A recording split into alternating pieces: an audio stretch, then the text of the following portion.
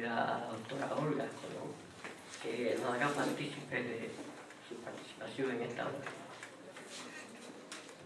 Y ya le pedí que nos dejara o nos pasara los minutos restantes. Una donación. Es que son 40 páginas y tengo que leerlas en 20 minutos. No son 40 páginas. Bueno, yo titulé este escrito En la búsqueda de siervos ejemplares y no quisiera comenzar sin antes, ¿verdad?, agradecer la oportunidad que me han brindado y sobre todo de tener la oportunidad de compartir en términos de unas ideas que son producto de la reflexión del libro que hizo el honorable, ¿verdad?, y reverendo William Frey Santiago en honor a alguien que ha dejado un legado especial en lo que representa la lucha de aquellos pueblos que son excluidos. Así que yo comienzo esta parte con un mensaje que dice: los esfuerzos para eliminar el sufrimiento humano no nos mueven automáticamente al trabajo transformador de la justicia social. Puede, pero no necesariamente llevan a cambiar las relaciones de poder en la sociedad. Y con este pensamiento me daba la apertura para recordarle que nunca antes como ahora el discrimen, la intolerancia a la diversidad, la violencia a través de sus diferentes manifestaciones, la criminalidad como una de las máximas expresiones de la violencia y la seguridad ciudadana desde sus distintos enfoques ha estado en el discurso de muchos, tanto de políticos, académicos, juristas, filósofos, ministros y otros representantes del quehacer teológico, entre otros.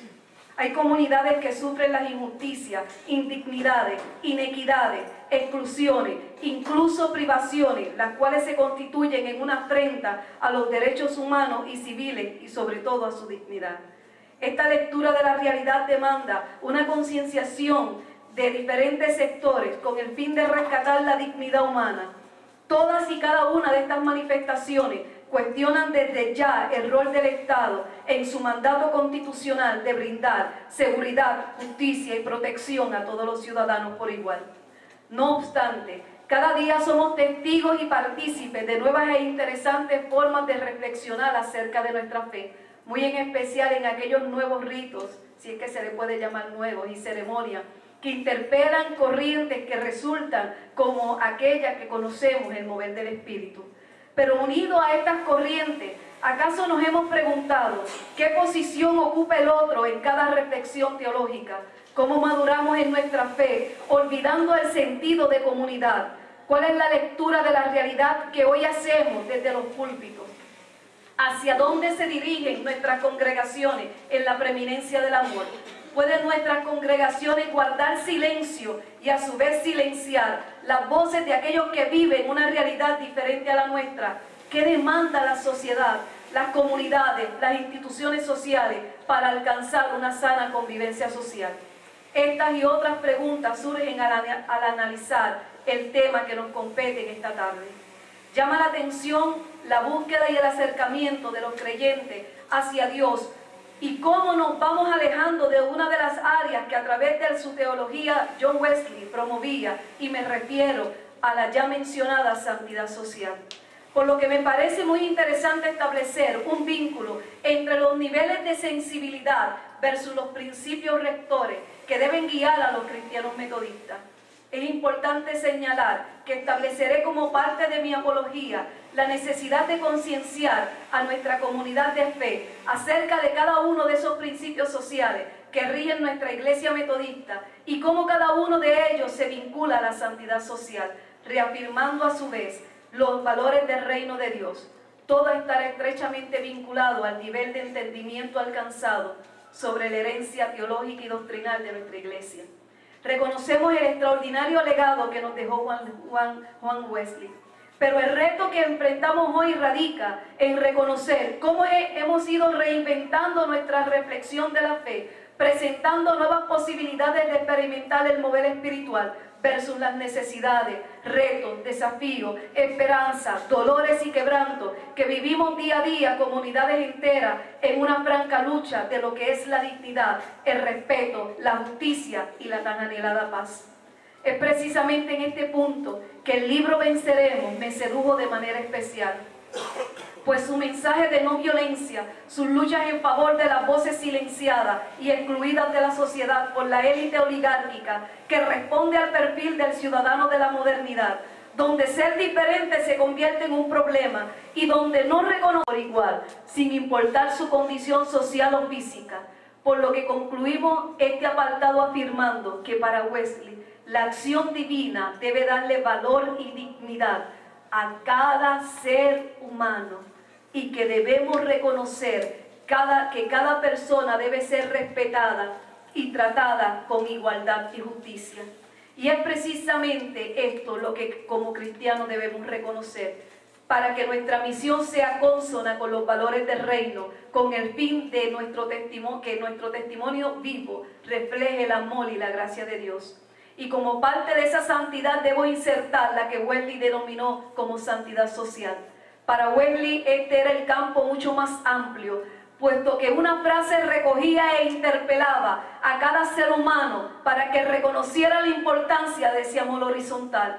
En sus palabras Wesley expresaba lo siguiente: el Evangelio de Cristo no conoce otra religión que la social, ninguna santidad que la social. Basada en estas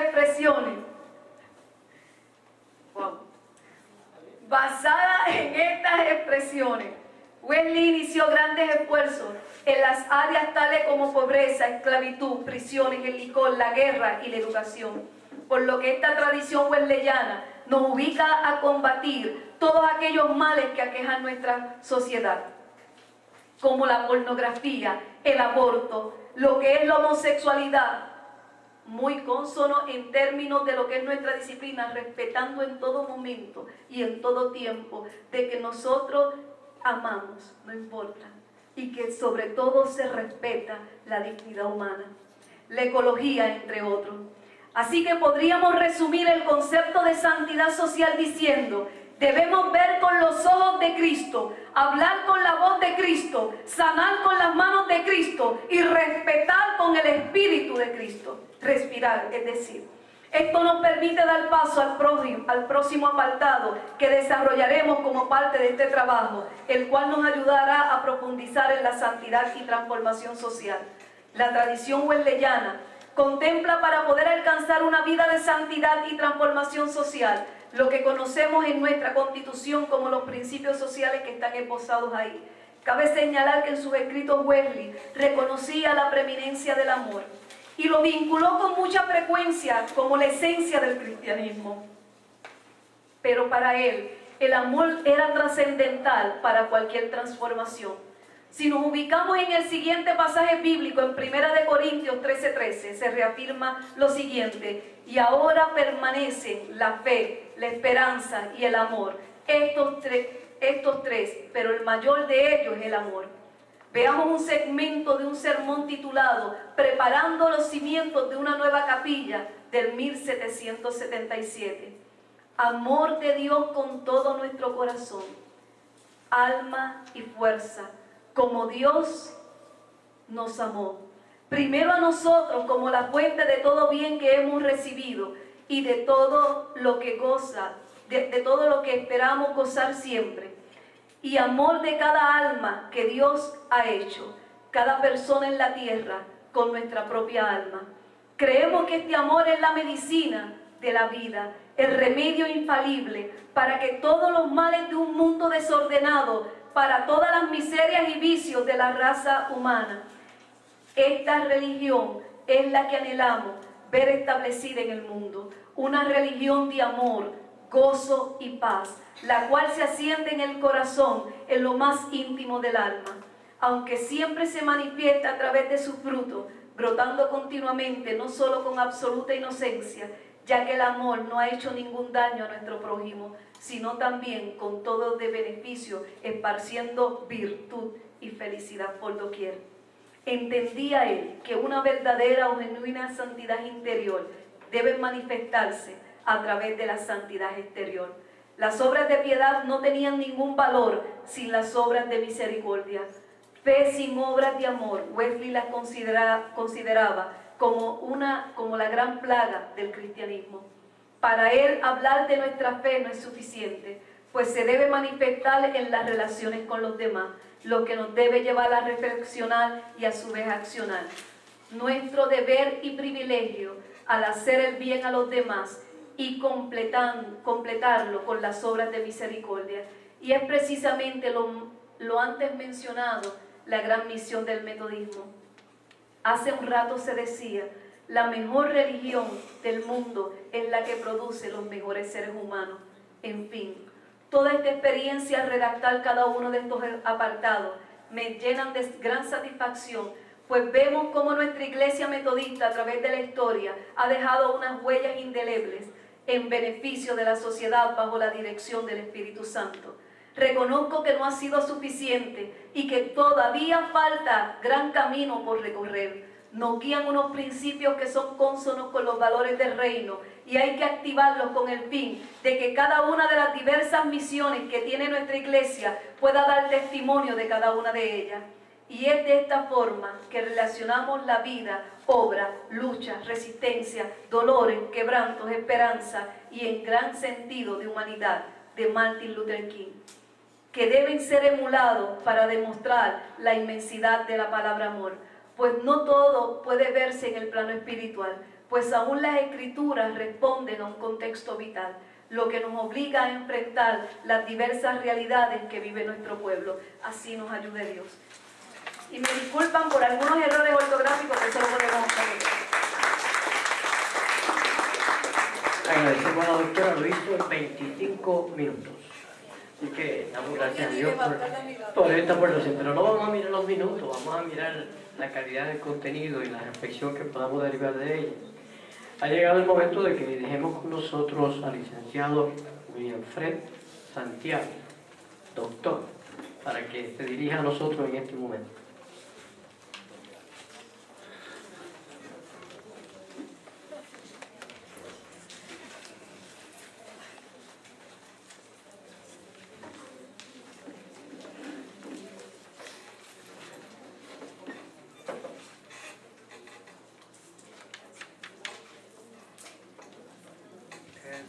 El cronómetro mío de 19:95 está marcando las 2:30 de la tarde.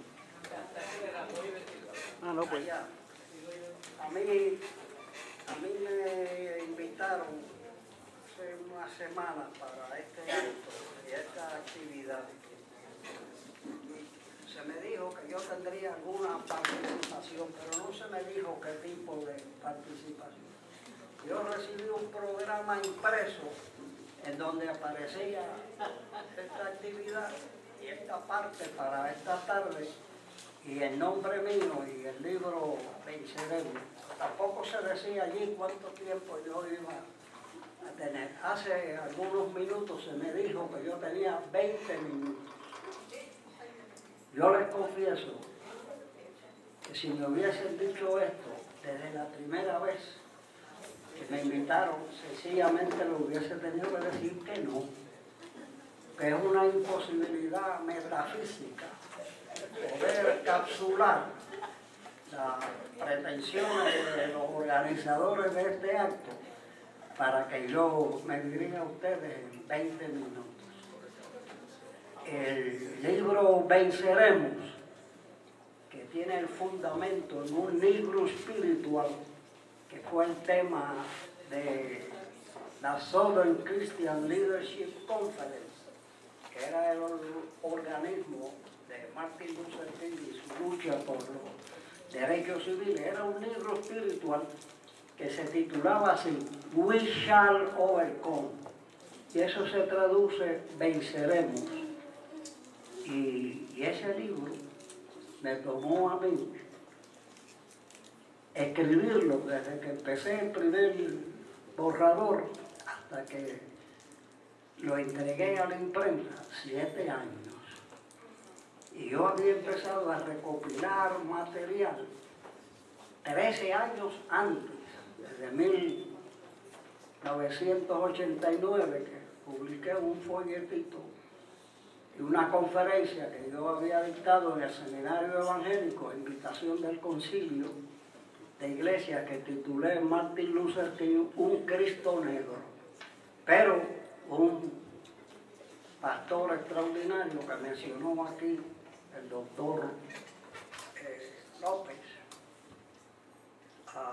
Moisés Rosa, me dijo, eso hay que publicarlo. Y Moisés insistió, y entonces ampliamos la conferencia y se organizó y publicamos aquella cosa que titulamos Un Cristo Negro.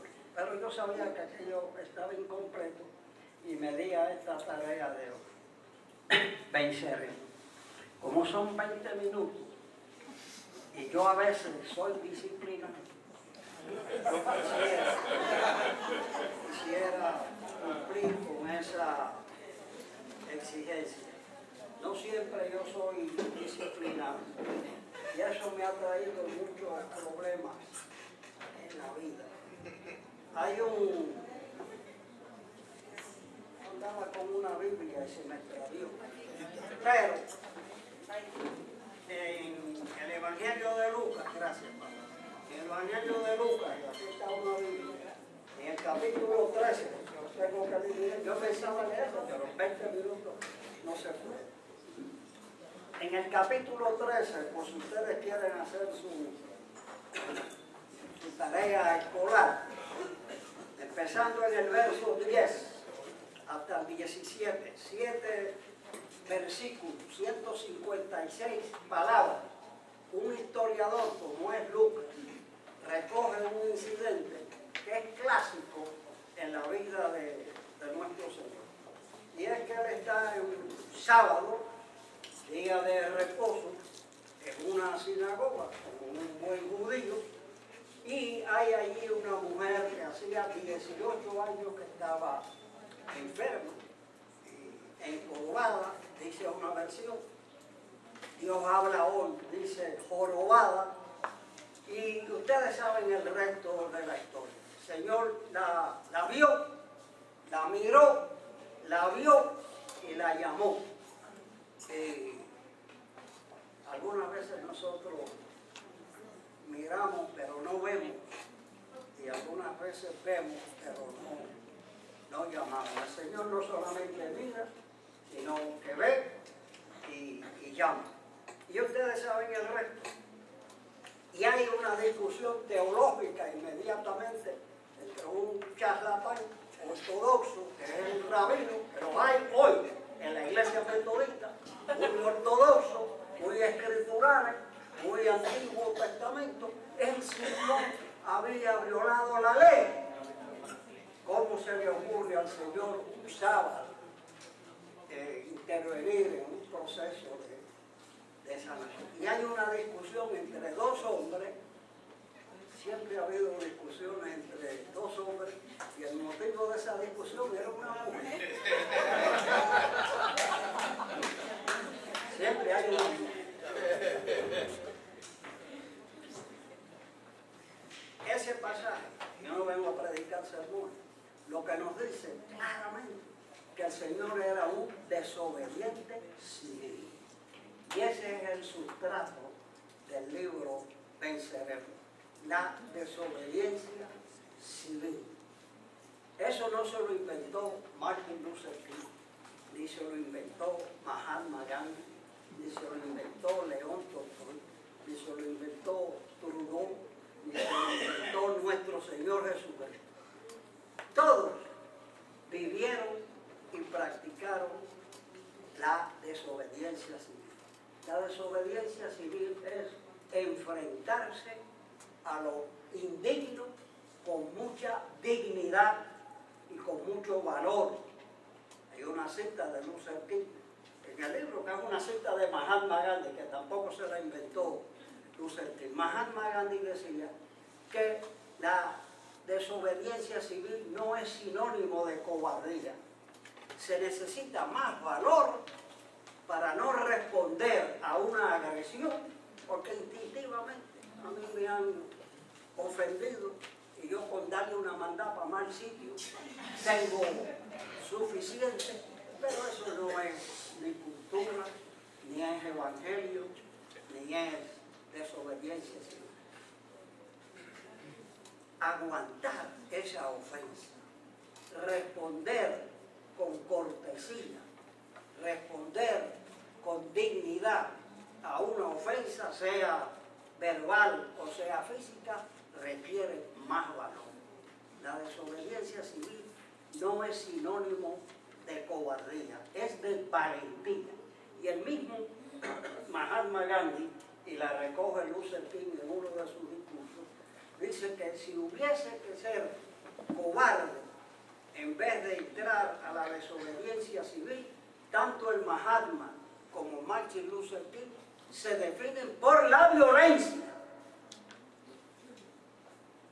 porque ellos de cobarde no tuvieron nunca nada, ni Martin Luther King ni el Mahatma Gandhi, que quiere decir alma grande. La no violencia significa valentía. Yo personalmente, para circunscribirme a esto, en cualquier momento yo puedo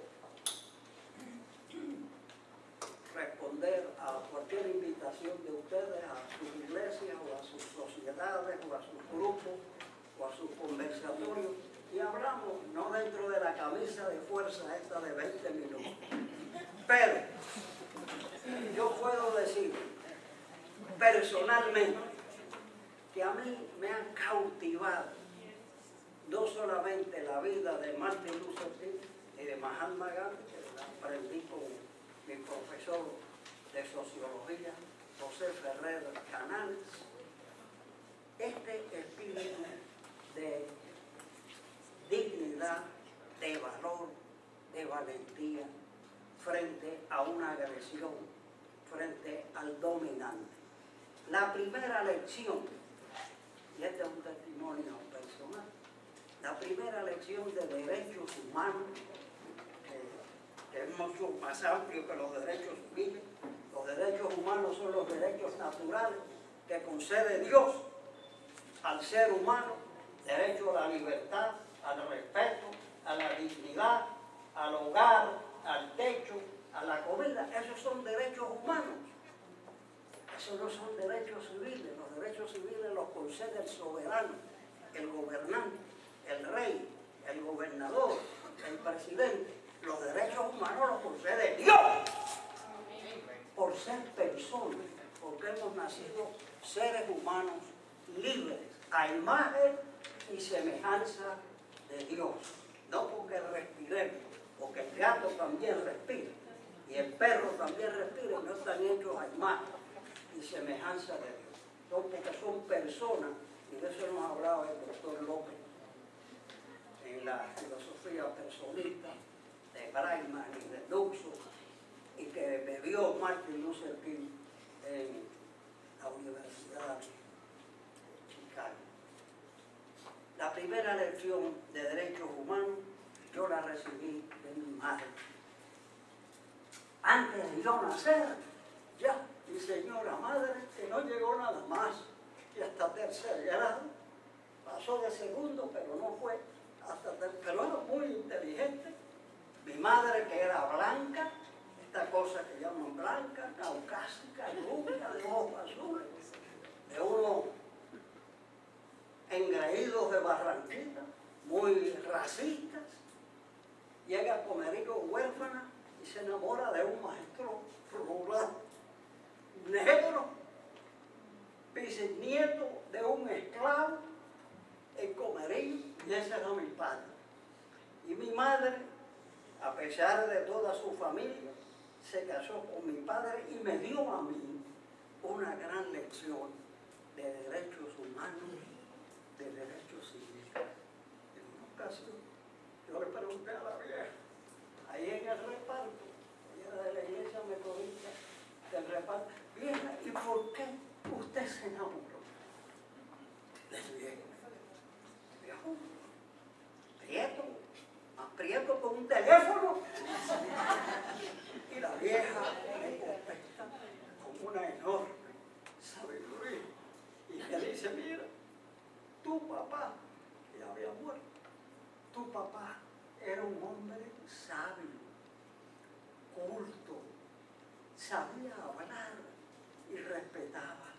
personas. Era un hombre culto, sabio y respetaba a las personas. Bueno, la mamá de mi mamá, que era una racista de Barranquilla, decía, yo la oí decir, Nazario, ese era mi papá, Nasa es un negrito acepillado.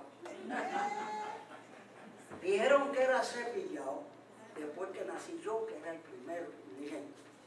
Y yo decía en una presentación de un libro en la universidad de unas escritoras universitarias de raza y género, que cuántos cepillos le tuvieron que dar al viejo mío, cuánta lija le tuvieron que dar al viejo mío en Barranquilla, cuánto barniz para que la abuela pudiera decir que era un negrito acepillado. Ella lo que quería decir era que era pasable, como si eso fuera una gran concesión. Era bonito. La iglesia también tiene sus negritos aceppillados. La iglesia tiene también nidos de racismo. Y contra eso nosotros también. No es hacer gárgaras aquí con Martin Luther King, ni hacer gárgaras con Juan Wesley, que se enfrentó al prejuicio racial, que predicó en las cárceles porque no se le predicaba a los presos, que se metió en los sindicatos porque no se le predicaba a los obreros. Y a veces nosotros nos olvidamos de la grandeza de Wesley y creemos que el palmoteo, y el brincoteo y el neopentecostalismo es la esencia del metodismo. Esa es la negación del metodismo. Usted me perdona, señor obispo. Pero nosotros tenemos que ser fieles a esta cosa ejemplar que nos acaba de explicar aquí la doctora de la tradición histórica de Juan Wesley y a esta tradición de este pastor bautista que se llamó Martin Luther King. Yo le debo a mi madre, buena metodista, obispo, buena metodista, de Comerío y del reparto metropolitano. La esencia misma, viejo mío no era gran cosa en la iglesia, como cuestión de hecho. Él era el evangélico cuando se casaron y la vieja mía era católica y el Espíritu Santo cambió la cosa y la vieja fue la que mantuvo el hogar y el viejo fue un derroche de irresponsabilidad administrando las cuestiones del hogar. Mi madre me enseñó a mí por su profundidad religiosa que los seres humanos valen por su carácter. Y eso nos enseña nuestro Señor Jesucristo, y eso nos enseña Martin Luther King, eso nos enseña el Mahatma Gandhi, eso nos enseñó Wesley. La desobediencia civil es para vivirla y practicarla todos los días. Si nosotros queremos recordar en una sola palabra a Martin Luther King, un bautista, esto va a continuar, un bautista, presidente de los Estados Unidos, presidente más culto, el único que sabe escribir poesía, Carter, Jimmy Carter, hijo de Martin Luther King, expresidente de los Estados Unidos y maestro de la escuela bíblica en su iglesia bautista en Georgia. Carter dijo, Martin Luther King es la conciencia moral de los Estados Unidos. La conciencia moral, lo digo en el libro, que es la reserva moral de los Estados Unidos. Hoy, la situación de los negros, de los asiáticos, de los latinoamericanos, de los puertorriqueños, que decimos que somos ciudadanos. Hay una anécdota de un cubano que está defendiendo su cubanidad en Nueva York frente a un norteamericano que estaba tratando a un puertorriqueño y le dice al cubano, a mí no me tiene que maltratar porque yo no soy puertorriqueño, yo soy cubano, tengo otra ciudadanía. Y el americano le dice, the same shit. Esta situación de la negritud en los Estados Unidos duele más si tú sentís. Hoy está peor en los Estados Unidos del 2012, distinto al 1955, que empieza con la huelga de Montgomery y termina en el 1968 con la huelga de los basureros de Memphis. Hoy, en los Estados Unidos, los negros, los latinos, los puertorriqueños, los asiáticos están en una situación de discrimen peor que en la época de Martin Luther King. La lucha sigue. We shall overcome. Venceremos. A mí me gusta mucho. Lamento que ustedes no hayan cantado aquí el himno Negro Espiritual. We shall overcome. Porque dice una estrofa: no tenemos miedo. No tenemos miedo. No tenemos miedo. Cristo venció. Cristo venció. No tenemos miedo. Seremos libres. Seremos libres. Seremos libres. Cristo venció. Cristo venció. Hermanos y hermanas, seremos libres por la gracia de Dios y el esfuerzo de todos nosotros. Tenemos que continuar. Esta lucha no termina aquí. Salgamos de aquí inspirados y creados para inspirar y crear a otros. Y que algún día podamos decir con el libro espiritual: we shall overcome. Free at last. Free at last. Almighty God. Free at last.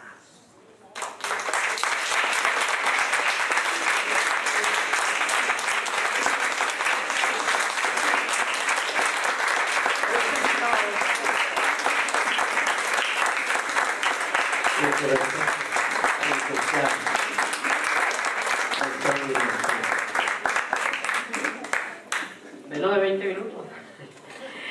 Procede en este momento, luego de haber escuchado a los panelistas que han hecho sus exposiciones, dar lugar entonces a las preguntas que ustedes han ido generando durante las presentaciones. Vamos a dar un tiempito para que las hagan llegar a través de nuestra hermana Sonia y de nuestra hermana María Teresa. Ya tenemos algunas, ¿verdad? Okay. Hay algunas que van a ser dirigidas a los panelistas directamente y otras que son dirigidas al panel. Y así pues. No hay una directa, pero ¡Qué bueno! no, pero por ahora ya me imagino. Hay una para el reverendo Arnaldo Cintrón. Y la pregunta dice: ¿cómo reaccionaría el Jesús social ante la contaminación ambiental en nuestro mundo? Entiéndase planeta. Porque pregunté. Y es planeta.